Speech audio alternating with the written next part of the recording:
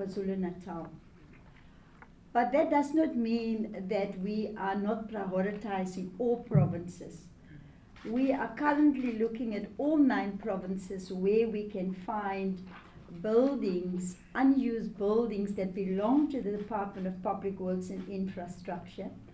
We then set aside a budget to renovate these properties, to clean them up, to make sure that they are safe houses that can be used by our communities. We also know that many women stay in these abusive relationships because they've got nowhere to go. They are depending on the partner. They sometimes go and they get a protection order. Thereafter, the partner will promise, oh, I will behave myself. The very same victim then go and withdraw the court order, only to find out that a week later, the same perpetrator is doing the same thing to his partner or to his wife. So we also want to say to women that you don't need to stay in that abusive relationship, but walk away from an abusive relationship. And that's why as government we want to make these safe houses, these shelters available across the country to help our women. Last year in December, Minister Zulu and myself announced in Pretoria the first 4 properties that we've handed over to the National Department of Social Development.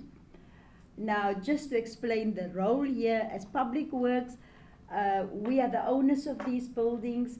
We will be responsible for the maintenance and repairs, but what goes on inside the buildings will be determined by the Minister of Social Development that will design programs, and she will speak to that. So today we are ready to hand over another 6 properties in the Western Cape. Now, ladies and gentlemen, I can give you the towns where they are, but we cannot give you the actual addresses because they are safe houses. And then in consultation with the National Minister of Social Development and the MEC for Social Development in the province, we've come to an agreement that Public Works and Infrastructure will hand over the properties to the MEC in the Western Cape, and together the 2 ministers, and the Minister of Social Development and the MEC, they will then work together on the programs of how we help women inside those centers. So hopefully, by providing all of these safe spaces, as government, we can go beyond just talking about a rapid response to gender-based violence, but knowing the situation that people and women stay in these abusive relationships because they've got nowhere to go, we are able at least to come forward and offer some government-owned buildings. The other one that we are doing as Department of Public Works and Infrastructure, we're also going to use all our buildings, state-owned buildings. We're going to use that to advertise, to put billboards, so that the message against gender-based violence must be in the faces of those monsters on a daily basis. And so we have put up the first billboard together with Minister Zulu in Pretoria last year. In next week, or 2 weeks from now, we have identified the Menenberg police station with that long wall on the side, where we're going to get local artists to do some artwork for us there with anti-gender-based violence messages. So I want to thank my colleagues for working together. I know that as women, you know, we feel the pain of our sisters. We feel the pain of our mothers. And I think those women that are empowered already, we must make sure that we use the power that we have, whether it's political power or economic power, to reach out to all our sisters out there. I think it's a shame on our country, and the name of our country, with all, you know, just last week we've seen the funeral of Tasnie van Wyk. And it's almost every single week. We're living in a sick society. Very, very sick society. Because women and children are supposed to be protected. They are supposed to be loved in our communities and not abused. So thank you very much for coming. I'll now hand over to my colleague, Minister Zulu. Thank you. Thank you very much, Minister de Lille. Thank you very much, MEC Fernandez, also for being here. I think I'll start from a point that says, yes, we feel the pain, but we need to move beyond just feeling the pain. We are here because we want to move into action. First and foremost, political power that we have, which is not supposed to be power to be used for anything else other than empowering our own people so that they can be able to take care of their lives, so that they can be able to take care of their day-to-day lives by empowering them. Now, Minister de Lille speaks to the issues of political power and economic power. These two must be combined, because if you can have the political power without empowering from an economic point of view, many of these women, as Minister de Lille clearly says, they stay in abusive environment because they believe, by the way, they believe they have nowhere else to go. It's our responsibility to empower them so that they can be able to make that decision, that I can go somewhere. But you cannot end up by saying she can go somewhere when you don't create that conducive environment for her and her family, or even the children. So dealing with a sick society, as Minister says, it's important for us to take a step back, not necessarily here, but overall. 365 days of the year we have declared. We need to have concrete action that we need to do in terms of dealing with the sick society that we are talking about. When I listen to Minister Begicele, when he explains what police find when they go to the places, he says something is definitely wrong. How does somebody, it's even the manner in which the minister was saying to me yesterday, says even the action of the rape itself, where a man would rape and then take a child and throw the child, the head of the child against the wall, and that person is saying he's dealing with the evidence. But the evidence is there. The evidence is the blood of the child on the wall, the brain of the child on the wall. So when Minister de Lille says to us, we must accept the fact that we're dealing with a sick society. In our midst, we have people who walk around wounded. I don't know what makes them to be so brutal in the manner in which they do this thing. So as a Department of Social Development, we do believe that we must get to the root cause of it. And the root cause cannot be only just to say a person is unemployed and therefore that person who's unemployed believes they can take out the frustration on the lives of legal children and killing them. So it means we must do something collectively. Hence our going now together with Minister de Lille. We are also going to be looking at other very important departments in the space, because it is not only just the Department of Public Works, but we thank the minister for stepping up, because the minister could have easily said, no, me, I'm dealing with infrastructure and all those things. You guys are dealing with this issue of violence against women and children. Leave me to deal what I'm dealing with. But the minister stood up, took it up, also because in the department, in all departments, everybody must be able to deal with the issues of violence against women and children. as we call on other departments, whether it's the police, whether it's justice, whether it's everybody else, we are saying, as a Department of Social Development, this burden that we have in South Africa, this shame that we are carrying, must be a shame for everybody.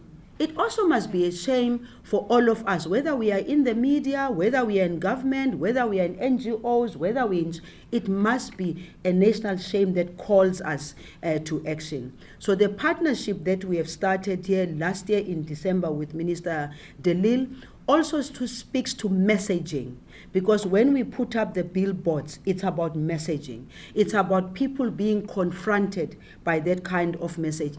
The confrontation of the messages that we are putting up there, we are saying, don't keep quiet because you think you have nothing to do with it. We are saying the messaging must confront everybody, so that when you see even a little change, do something about it. Don't wait until the change is about going and burying a child. So we are calling upon the private sector, NGOs, and everyone to work with us. But of course, as a department, we have a mandate.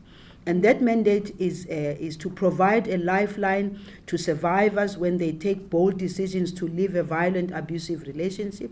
Most often, they need safety and shelter as one of the most urgent. We also, as a department, make a call to everyone else who is in the fight against gender-based violence to come to a collective and have action that is properly coordinated, so that we don't have one pulling the other side and the other one pulling the other side. The resources are not that much, so we must pull on our resources together. We also are having the MEC here, because I'm sure others will be asking, MEC, Western Cape, we are one government. We might have some political differences, DA, ANC. When it comes to the issue of violence against women and children, my view is that we need to put some of those things aside and say, what do we do to support our people? And therefore, we need to put into action. Here are properties that are being given to us. The minister won't say, Minister Lindiwe Zulu, we are giving you this, and then we don't have a conversation with the MEC who is on the ground. The MEC will also have to call on people who are at local level to say, if you have this in your area, what are the resources that you have that we can be able to pull together? Because here's the issue here. We talk about national, provincial, and local. We talk about intergovernmental relations. In this case, and in the Western Cape in particular, the MEC will tell you, I told her from day one when I started. Yes, we have the differences of our politics because we belong to different political parties, but the mandate of the Department of Social Development, it just calls on us to come and work together. That's why we have the continuous engagement. We also have, as a department, the Kuselega One-Stop Center, which is a model to utilize as a multi-sectoral approach to provide care and support services to women, children, and all other victims of crime and violence. And I think that part of what we need to is to use that model in terms of the places that are being already given to us, because we're not going to start something new. We are happy we are being given a center where we can be able to do that. And then lastly, you'll recall that we have commenced with the implementation of the recommendations of the Gender Equality CGE on systematic investigation report of shelters, which were unveiled a number of gaps. It's one thing to have the shelters, it's another to have the shelters which are not really giving the necessary support. So it means the people that have to be in those shelters have to be properly trained. It means that the shelters must really truly respond. And there's a 50 million rand that was allocated from the Criminal Assets Recovery account to support shelters. And here we are working together with the department of, not with the department, our agency, which is called the National Development Agency, which is supposed to help us. And then Cabinet has also approved the publication of the Victim Support Services Bill for publication, for public comment. This bill will go a long way to address some of the problematic and policy shortcomings identified by CGE. And with those words, I really am happy to be here, because It just simply means we are appreciating and understanding the need for us to work in a coordinated manner. Thank you. Thank you, Minister. Sorry, I just forgot to mention the places where these are. The 6 properties that we're releasing today, in the Western Cape, they are in the following districts: the Garden Route, the West Coast, and the Central Karoo, while the 2 Gauteng properties are in the city of Johannesburg, the metro region. In the Western Cape, we are now in the process also of assessing properties in the city of Cape Town, in Drakenstein, in Paarl, Overberg, and also the Cape Winelands District Municipality. But I do want to put out a challenge to all provincial governments and to all municipalities to also release buildings and land that belongs to them for the purpose of gender-based violence. I think they must go and look in their asset registers. They must follow the example of national, and I challenge all provinces and all municipalities to do the same, to release more buildings for safekeeping of gender-based violence. MEC? Good afternoon to the members of the media, ladies and gentlemen. More importantly, Minister Lille and Minister Zulu. I think it's important for me on behalf of the Western Cape government to welcome this initiative. I think the issue of safe houses has always been the fact that we never have enough. And the areas that you have identified are exactly those areas that we have been focusing on.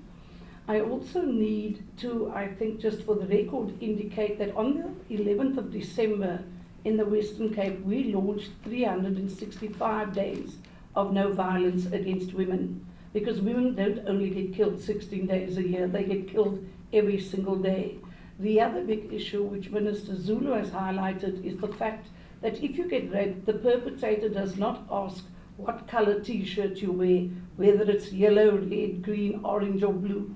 So we're very clear that we will not politicize the space, especially around women and children. And this is why I welcome the move of receiving 6 assets. And I want to give the Minister the undertaking that together with the Women's Shelter Movement, whom I work closely with, and I see they've sent me an invitation to their strat planning session, we work very closely together to ensure that we can address the needs. But economic abuse is very real, and many women stay in those abusive relationships because they need the money to pay the bills. And what I like is the fact that we can bring safe houses closer to communities, yet protecting the victims and keeping distance between the perpetrators. We have also embarked on an evidence-led campaign, and I think this might be of interest. You know that the Western Cape has been highlighted as probably the most violent. We've got the top 10 policing precincts mapped. We are doing an evidence-based led exercise where every single month I will focus on one of those areas to land a GBV program that not just becomes a talk shop, but it actually empowers the community. And we have adopted a whole of society approach where we have involved all stakeholders in the community to engage to that effect. We've had our first engagement at the Lentegeur SAPS on the 31st of January, and I must admit we have the support of the top people in SAPS. Brigadier Harry herself attended that meeting, and this is why safe houses becomes important. When everything else fails and I get the call 11 o'clock at night, where do I take that abused woman to? And Minister, I want to appreciate and thank you from the bottom of my heart for thinking beyond just public works and infrastructure, but recognizing that GBV is a societal issue. And we cannot deny that our societies are deeply wounded and traumatized, not only by the effects of apartheid, but the very social ills that exist in our communities, especially on the Cape Flats and the rural areas. So we are deeply grateful, and I will commit and hold myself accountable to provide feedback. And when I meet with Ms. Bernadine Bacher on Friday, you can be sure that will be one of the items, and that meeting was scheduled without knowing about this. It will be one of the items we talk about, is how do we empower all our community stakeholders in terms of not only the whole of society approach, but what you see in front here, a whole of government approach. And once we break the silos, I do believe we're going to break the back of GBV. I thank you. Thank you, Minister. I also received a request from the LGBTI plus community for assistance. And we are looking and also assisting them with a building. They do have one building, I think, here in Cape Town, but it's too small. So we're expanding using government properties for the public good that include the LGBTI plus community too. Thank you. You want to say something? Good afternoon, Minister Delil, Minister Zulu, MEC Fernandez, and all the media that is connected here today. As Minister Delil reiterated,